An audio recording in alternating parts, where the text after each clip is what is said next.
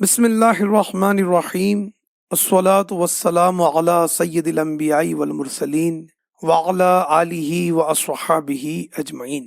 مولوی سید غنی حیدر صاحب قبلہ وارسی وکیل نقل کرتے ہیں کہ ایک مرتبہ سرکار وارث پاک عالم نواز عالم پناہ اعظم اللہ ذکرہ خان بہادر مولوی سید نصیر الدین صاحب کے دولت خانے پر مقیم تھے اور حسب معمول سرکار عالم نواز کی زیارت و قدم بوسی کے لیے مجمع کثیر تھا۔ دروازے پر عشاق کی بھیڑ لگی ہوئی تھی۔ مولوی سبحان علی خان صاحب مرحوم ڈپٹی کلیکٹر جو ضلع شاہ آباد کے رہنے والے تھے، وہ بھی سرکار کی بیعت سے مستفیض ہوئے۔ باہر آ کر جہاں کرسیاں بچھی ہوئی تھی بیٹھ گئے۔ حاضرین اور ان کے دوستوں نے مبارکباد دی کہ مبارک ہو، آپ بھی سرکار کی غلامی کا شرف پا چکے۔ ان کے ایک دوست مولوی یاور حسین صاحب جو پیشے سے وکیل تھے وہ بھی وہاں پہنچ گئے۔ یہ سرکار عالم نواز اعظم اللہ ذکرہ کے نہایت سختی کے ساتھ منکر تھے۔ انہوں نے بجائے مبارکباد کے مولوی سبحان علی خان صاحب پر تان کسنا شروع کر دیا۔ تان کے لہجے میں کہنے لگے، لو اب کیا ہے، اب تو چھوٹ کھیلو۔ یہ ایک محاورہ ہے جیسے یو پی میں کھل کھیلو کہا جاتا ہے۔ انہوں نے طنز کرتے ہوئے کہا کہ اب تو تمہیں کوئی پوچھنے والا نہیں ہے، اب جو چاہے کرو، یہ مطلب تھا۔ سامعین جو عقیدت و محبت کے مزے لے رہے تھے ان پر یہ طنزیہ فقرہ، یہ جملہ بہت شاق گزرا، اور مولوی سبحان علی خان صاحب پر تو اس کا خاص اثر ہوا۔ وہ بہت شکستہ خاطر ہوئے، ان کا دل ٹوٹ گیا۔ یہ باتیں ہو رہی تھی کہ ایک خادم دوڑتا ہوا آیا اور مولوی سبحان علی خان صاحب کو بلا کر لے گیا کہ سرکار عالم نواز اعظم اللہ ذکرہ نے آپ کو بلایا ہے۔ جب وہ بارگاہ وارث میں حاضر ہوئے تو سرکار نے ارشاد فرمایا بیٹھ جاؤ۔ جب بیٹھ گئے تو سرکار نے فرمایا ہاتھ لاؤ۔ انہوں نے گھبرا کر عرض کیا کہ سرکار میں ابھی مرید ہو چکا ہوں۔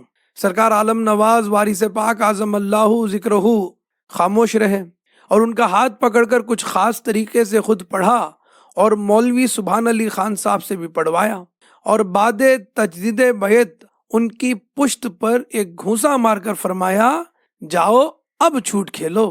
یہ سن کر مولوی سبحان علی خان صاحب کو سمجھ میں آیا کہ اس تجدید بیعت کا سبب کیا تھا، کہ ان کے دوست نے جو ان پر تانا کسا تھا سرکار عالم نواز اعظم اللہ ذکرہ نے، اس لیے دوبارہ انہیں طلب فرمایا۔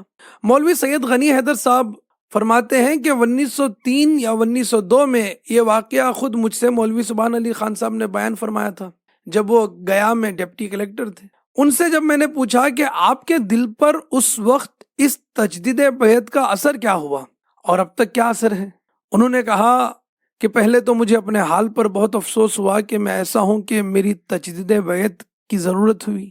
سرکار وارث پاک عالم نواز اعظم اللہ ذکرہ کے کلمات طیبات کی یہ تاثیر ہوئی کہ بجائے بے خوف ہونے کے میں خوف زدہ ہو گیا، اور ایسا خوف خدا مجھے نصیب ہوا کہ میرے تمام کاروبار اور معاملات دنیا و دین اور اعمال وغیرہ میں ظاہر ہو رہا ہے۔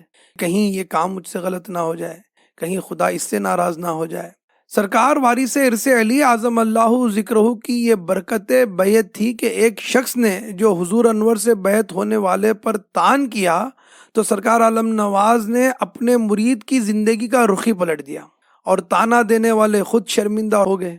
یہ تجدید بیعت گویا ان کی تجدید حالت پر مبنی تھی کہ وہ ایسی دولت سے سرفراز ہوئے جو قسمت سے ہاتھ آتی ہے۔ خوف الہی کا پیدا ہو جانا اور عملاً اور اصولاً اس پر کاربند رہنا یہ اختیاری نہیں ہے جب تک فضل یزدی شامل حال نہ ہو۔ یہ سرکار وارث ارث علی اعظم اللہ ذکرہ کی بیعت کی برکت تھی جو ان کے تمام دینی و دنیاوی معاملات پر ان کے ساتھ رہی۔ اے عاشقان وارث، آپ نے ایک حدیث پاک سنی ہوگی جس کا مفہوم ہے کہ یہ گناہ گار بندہ جب اللہ رب العالمین کی بارگاہ میں توبہ کرتا ہے تو اللہ تعالیٰ اپنے فرشتوں سے ارشاد فرماتا ہے، اے میرے فرشتوں دیکھو میرا بندہ جانتا ہے کہ اس کا رب ہے جو گناہوں کو بخشتا بھی ہے اور گناہوں پر پکڑ بھی فرماتا ہے، لہٰذا تم گواہ ہو جاؤ میں نے اس کے گناہ معاف کر دیے۔ اور پھر جب بندے سے بتقاضۂ بشیرت دوبارہ گناہ ہوتے ہیں اور وہ دوبارہ اپنے رب کی طرف رجوع کرتا ہے، توبہ کرتا ہے، تو رب العالمین فرشتوں سے فرماتا ہے، میرے فرشتوں دیکھو میرا بندہ جانتا ہے کہ اس کا کوئی رب ہے جو گناہوں پر پکڑتا بھی ہے اور معاف بھی کرتا ہے، تم گواہ ہو جاؤ میں نے اس کے گناہ بخش دیے۔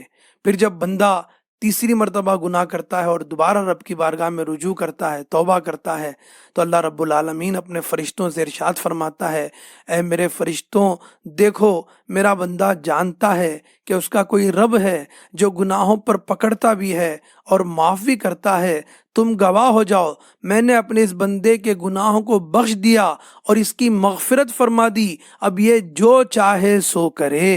اے عاشقان وارث، اس حدیث پاک کے تحت علماء فرماتے ہیں کہ رب العالمین کا یہ فرمانا اب یہ جو چاہے سو کرے، اس کا یہ مطلب نہیں کہ بندہ کچھ بھی کرتا پھرے گا، مطلب یہ ہے کہ اللہ رب العالمین اس بندے کو گناہوں سے محفوظ فرما دیتا ہے، اس بندے کو گناہ کے قریب جانے نہیں دیتا، اسے گناہوں سے پاک کر دیتا ہے۔ مقر ہوں جرم کا اپنے گناہگار ہوں میں، نگاہ لطف کا وارث امیدوار ہوں میں، تو اپنے پیارے کے صدقے میں بخش دے مجھ کو، گناہگار ہوں یا رب گناہگار ہوں میں، ڈراؤ حضرت واعظ نہ مجھ کو دوزخ سے، بڑا کریم ہے جس کا گناہگار ہوں میں۔